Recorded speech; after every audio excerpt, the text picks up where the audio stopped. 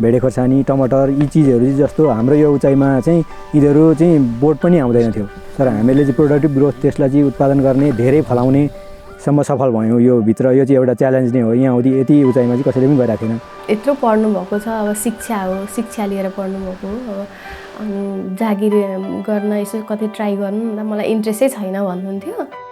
पहिला हामी आउँदा त यहाँ त बस्नै नसक्ने थियो नि त, वरिपरि जङ्गलै जङ्गल थियो, हामी त खुल्लामा बस्यो। मेरो विकल्प थिएन, अरूतिर जाँदाखेरि कि जागिर खान जानु पऱ्यो कि विदेशतिर जानु पऱ्यो। अर्ग्यानिक पनि विषादी भन्दा पनि राम्रो आम्दानी हुन्छ र विषादी जतिको खर्च पनि हुँदैन।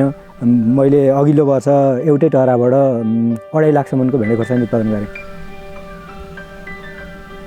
अहिले चाहिँ अबदेखि सागहरू हुन्छ, हरियो यस्तै ब्रोकलीहरू अब राम्रो हुन्छ, यसको पनि लगाउँछ। हजुर, तर अब यो चाहिँ अलिक चिसोमा मात्रै हुन्छ, गर्मी सिजनमा हुँदैन यो चाहिँ। हजुर। नेपालको इलामका 35 वर्षीय किसान उमेशलाई भेट्नुहोस्। नयाँ प्रविधिको प्रयोग गर्दै उनले पहाडी क्षेत्रमा दिगो उत्पादन सुनिश्चित गर्दै बेमौसमी तरकारी खेती गर्छन्। मैले चाहिँ अब घरबाट अब पढ्नको लागि खर्च दिने वातावरण थिएन, अनि मैले आफै कमाउँदै पढ्नुपर्छ भन्ने हिसाबले चाहिँ काठमाडौँमा उहाँ ठुलो भएर मसँगै फेरि काठमाडौँमा गयौँ। त्यहाँ चाहिँ त्यो पढाइ खर्च जो गर्ने हिसाबले चाहिँ हामी तरकारी खेती गर्ने र त्यसैबाट भएको आम्दानीले पढ्ने, अरू खर्चहरू गर्ने भन्ने हिसाबले काम गर्न थाल्यौँ। अनि त्यहाँबाट बजार पठाउने गर्ने, अनि त्यहाँ कामदार लाउने गर्ने काम गरेँ। त्यसबाट पनि गर्दा हुने रहेछ, अलिक कृषि पेसामा पनि हुने रहेछ केही भन्ने हिसाबले त्यो आँट आयो। अरूभन्दा त राम्रो दाम हुन्थ्यो, अरूले 20 रुपियाँ केजी टमाटर बेच्थ्यो भने हामी 40 रुपियाँ केजीमा बेच्थ्यौँ। राम्रो थियो, आम्दानी त ठिकै भइरहेको थियो, तर पनि त्यति सहज भएन। अनि हामीले चाहिँ आफ्नै ठाउँमा केही गरौँ भन्ने हिसाबले कि ताप्लेजुङमा गर्ने कि फिलिममा गर्ने कि चाहिँ यहाँ इलाममा गर्ने भन्ने एउटा सोच आयो। 1 वर्ष लाग्यो अरे, जाई डुलेको छ भाइ, जाई यो पर, यो अन्तुहरू यो पर, यता पर सबै यो यता जर्सी गाउँहरू जम्मै डुलेको छ, कहीँ मन नपरेको। अनि यहाँ चाहिँ मन परेछ र पनि हामीले 2 वर्ष पास गऱ्यौँ न यहाँ। हामीलाई त विरक्तै लाग्यो नि पहिला त। अब कोही छैन छरछिमेकी, अब वल्लो पल्लो घर कस्तो बाक्लो छैन, पातलो छ, जङ्गल छ, कसरी बस्नुहुन्छ भन्दै उहाँ छोरीलाई भने त्यहाँबाट गएर छोरी पनि आए। तर बस्दै लगेपछि अहिले यहीँ राम्रो भयो कि अब। अनि त्यति बेला चाहिँ मलाई उन्नति समावेशी वृद्धि कार्यक्रम भन्ने यो एउटा अन्तर्राष्ट्रिय गैर सरकारी संस्थाले उसले चाहिँ मलाई त्यो सहयोग गर्यो। अनि त्यसले चाहिँ मलाई यो चहरा बनाउने गर्ने कुरा, तालिमका कुराहरूमा सपोर्ट गर्यो। अनि त्यसबाट राम्रो भयो। के अरे हाम्रो अलैँचीको बेर्ना चाहिँ एकदमै राम्रो उत्पादन भयो। तर कस्तो भयो भने त्यो 2 वर्ष पछाडि चाहिँ अलैँचीको मूल्य एकदमै गिरावट आयो। अघिल्लो वर्ष 1 लाख भएको अलैँचीको चाहिँ 30,000मा बिक्री भयो। त्यस पछाडि बिरुवाहरू पनि मान्छेले लगाएनन्। अनि हाम्रो त्यो लगभग झन्डै 20 लाख जति अलैँचीको बिरुवा हाम्रो नष्ट भयो। त्यति बेला त अब त्यो बिरुवाहरू नबिग्दा त नहुने रहेछ, मम्मीहरूले घर परिवारले पनि नहुने रहेछ, यस्तो नगरौँ भन्ने भयो, सबैजनाले नगर्दा पनि हुन्छ भन्ने भयो। तर पनि अब मेरो विकल्प थिएन, अरूतिर जाँदाखेरि कि जागिर खान जानु पऱ्यो कि विदेशतिर जानु पऱ्यो। यत्रो मेरो चाहिँ 5-7 वर्ष 10 वर्षको चाहिँ मेहनत, मैले गरेको अध्ययन, मैले त्यो ज्ञान, मेरो ज्ञान चाहिँ त्यो खेर जाने भयो। अनि त्यो हिसाबले चाहिँ ल गर्नुपर्छ, जसरी पनि गर्नुपर्छ भन्ने हिसाबले चाहिँ मैले गरिरहेँ। अनि त्यस पछाडि हामीले त्यो अलैँची नर्सरी निकालेपछि हामीले चाहिँ त्यहाँ तरकारी खेती गऱ्यौँ। तरकारीबाट राम्रै भयो, फिकलमा राम्रो बिक्री भयो। अनि मान्छेहरू हारालुस गऱ्यो, यहाँबाट पुर्याउन पनि पाइएन त्यहाँनिर।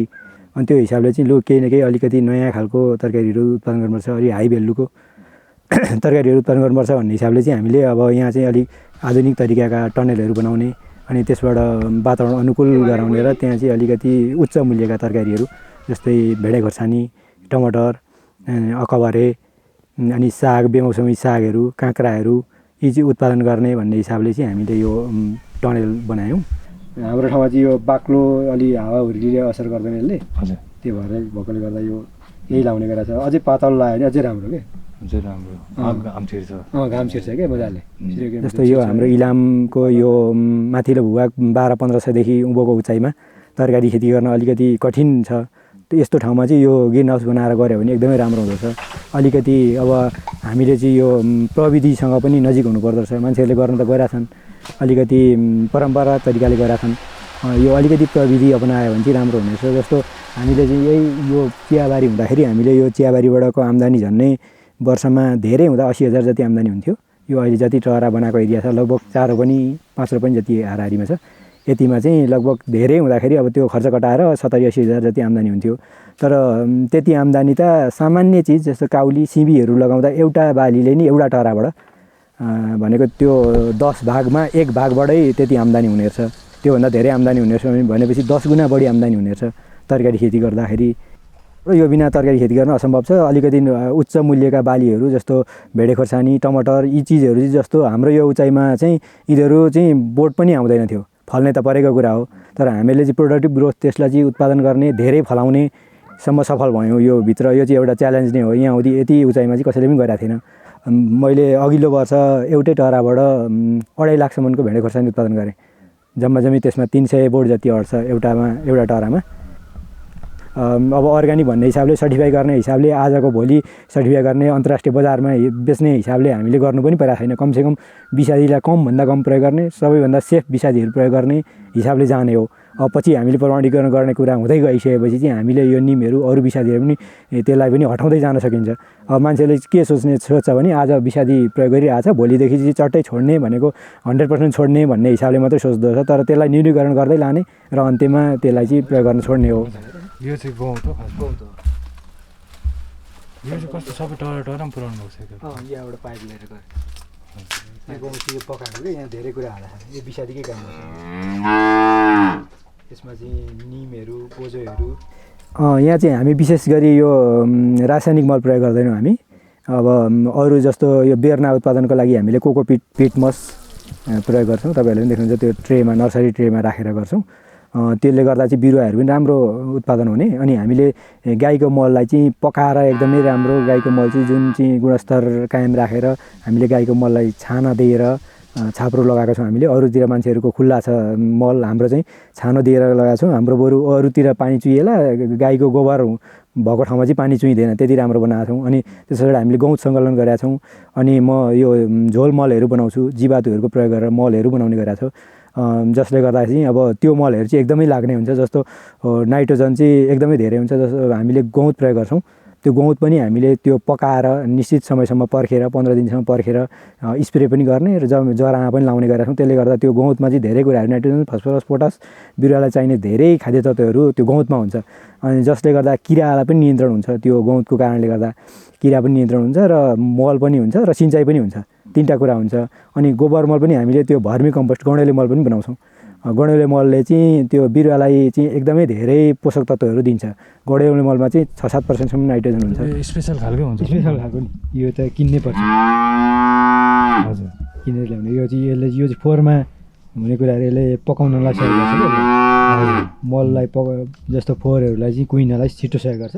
10 डोका लाउने ठाउँमा 1 डोका मलले हुने भयो। अनि त्यसो हुँदाखेरि त्यो हामीले मल पनि थोरै बोक्दा हुने, लेबर कस्ट पनि कम लाग्यो र त्यो उत्पादन पनि एकदमै राम्रो हुन्छ।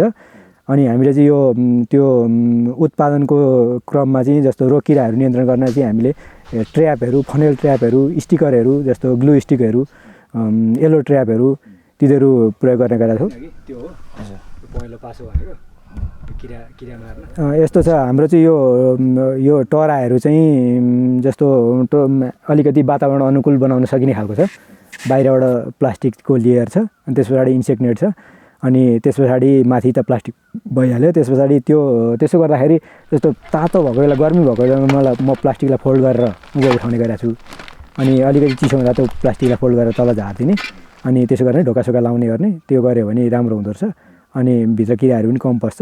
त्यसले गर्दाखेरि अफ सिजनमा पनि जस्तो मैले पुसमा पनि सिमी फलाएँ यो एरियामा। यो हाम्रो यहाँ उचाइ भनेको लगभग 1700 मिटर उचाइ हो। 1700 मिटर उचाइमा पनि पुसमा पनि सिमी फल्दो रहेछ भनेको त्यो चाहिँ झापामा पनि नहुने कुरा हो। यो रिस्कलाई कभर गर्नलाई चाहिँ मैले अब जस्तो हावा हुन्डरी, असिना, आगलागी, दैविक प्रकोपहरूबाट चाहिँ यो क्षतिलाई चाहिँ न्यूनीकरण गर्नको लागि मैले यो टहराहरूलाई इन्सुरेन्स पनि गरेको छु।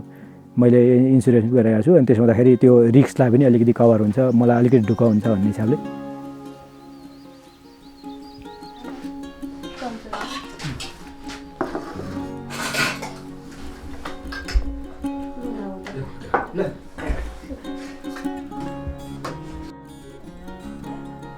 जस्तो 5वटा जति टहरा बनाउने हो भने प्लास्टिकमा झन्डै 60-70 हजार जति खर्च, अनि बाँसहरू किन्न त्यस्तै 60-70 हजार जति खर्च, अनि अरू 60-70 हजार जति अरू खर्च भयो भने लगभग 3 लाख जतिमा चाहिँ 2 रोपनी जति एरियामा तरकारी खेती गर्न सुरु गर्न सकिन्छ। तर त्यो 3 लाख चाहिँ एकै वर्षमा तिर्न सकिन्छ। अनि खोर्सानीमा मल लाउने अनि अरू के काम अब?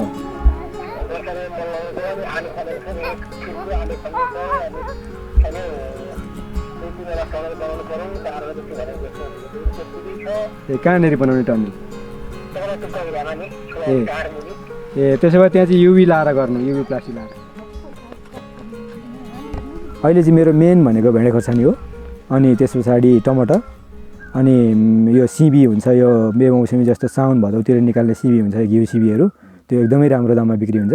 अनि त्यस पछाडि अब यो अफ सिजनमा चाहिँ अब काउलीहरू, यो दसैँ तिहार निकाल्ने गरी त्यो चाहिँ काउली, ब्रोकाउलीहरू यिनीहरू पनि निकाल्छु। त्यति बेला पनि राम्रो दाममा बिक्री हुन्छ, लगभग 150 रुपियाँ केजीमा बिक्री हुन्छ।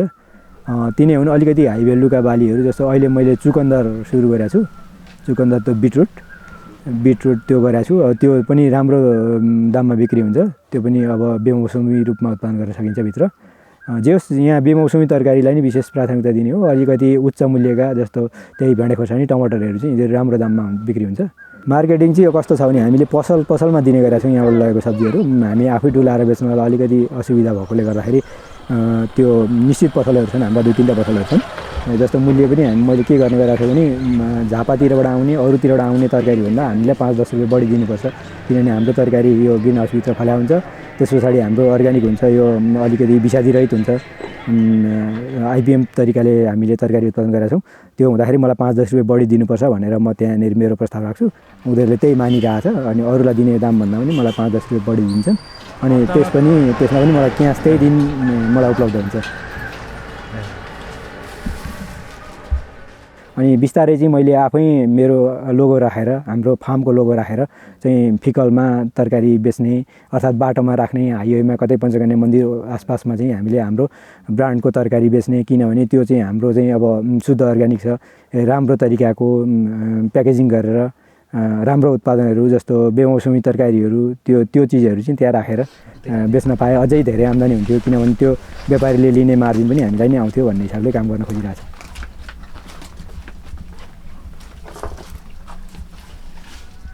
अब हामीले अलिकति धेरै यो तरकारी उत्पादन गऱ्यौँ भने अब सकेसम्म त हाम्रो यो चाहिँ एग्रो टुरिज्मलाई टार्गेट गरेर काम गर्न खोजेका छौँ।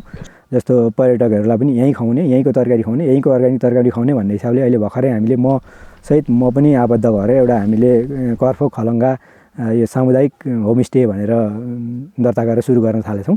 अनि त्यसमा हामीले the rich self stay home भन्ने हाम्रो यहाँ कर्फोक पञ्चकन्याभन्दा अगाडिपट्टि हाम्रो एउटा होमस्टे छ, पहिल्यै हामीले सुरु गरेको। त्यो होमस्टेमा पनि हाम्रो तरकारी जान्छ। अनि त्यस्तै अरू 5 घर छौँ हामी अहिले तयारी भएका, त्यो 5 घरमा पनि हाम्रै तरकारी बेच्ने हिसाबले मैले एउटा प्लान बनाएको छु। हाम्रो यो फार्ममा स्टे जस्तो नि, हजुर, फार्ममै बस्ने, त्यहीँ खाने, त्यहीँ उत्पादन गर्ने, पकाउने, त्यो हिसाबको नि, त्यो कन्सेप्टको। हजुर, फार्म हाउस हुन्छ नि, हजुर, त्यस्तो त्यो कन्सेप्टको। हजुरलाई चाहिँ कहाँबाट मोटिभेसन आएछ त यो बनाउने आइडिया? यो अनि यो अहिले चलेको चाहिँ सबैभन्दा यो पर्यटन पनि, होमस्टेहरू पनि एकदमै त्यो आधुनिक खालको भयो होइन। हजुर, होटलहरू जस्तो भयो। उनीहरूले होमस्टे जस्तो गाउँघरमा हुने जे छ टिपिकल त्यो चाहिँ दिन सकेन कि। हजुर, अनि हामीले चाहिँ टिपिकल गाउँघरमा जे हुन्छ, जसरी उत्पादन हुन्छ अनि जसरी काम गर्छ त्यो हिसाबले, जस्ता घर छन् त्यस्तैमा बस्ने हिसाबले काम गरेको कि। अलि टिपिकल पुरानो पाराको, मौलिक पाराको, अर्ग्यानिक पाराको।